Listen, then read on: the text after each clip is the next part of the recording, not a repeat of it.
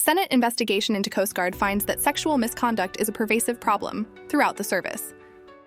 Senators investigating misconduct within the U.S. Coast Guard have heard from more than 80 whistleblowers whose stories detailed systemic sexual assault and harassment, including a culture of silencing, retaliation, and failed accountability, according to a report released Wednesday.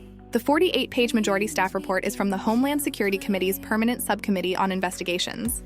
It's the first to be released out of a string of ongoing government inquiries triggered by CNN's reporting on a secret Coast Guard probe into sexual abuse at its prestigious Coast Guard Academy. That investigation, dubbed Operation Fouled Anchor, was kept secret from the public and even Congress despite substantiating dozens of past assaults.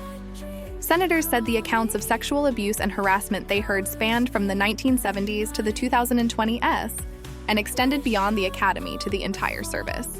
The voices of these whistleblowers make clear that sexual assault and sexual harassment in the Coast Guard are fleet-wide problems, impacting enlisted members and officers just as pervasively as cadets. Senator Richard Blumenthal, chair of the subcommittee who represents Connecticut, where the academy is based, wrote at the beginning of the report. For far too long, Coast Guard survivors have felt unheard and unseen. They have been brushed aside and silenced. The Coast Guard did not immediately respond to a request for comment on the report, titled A Pervasive Problem: Voices of Coast Guard Sexual Assault and Harassment Survivors. Senators said the evidence they gathered showed that the Coast Guard has conducted inadequate investigations into misconduct, failed to hold alleged perpetrators accountable, and maintained a culture that continues to foster misconduct.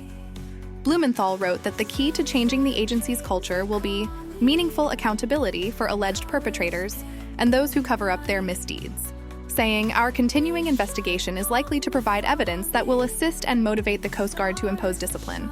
In one account shared with the subcommittee, an enlisted woman recounted how a manager had asked her to think about these men and their careers in response to the woman's account that she had experienced months of sexual misconduct. "They could lose their jobs over this, and you could ruin their lives," the woman recalled being told. "No one will believe you. Do you want that? I want you to think about all of this before you decide to tell anyone else." One whistleblower was told the Coast Guard was dropping sexual misconduct charges against her alleged perpetrator because the statute of limitations had expired during the investigation, according to the report.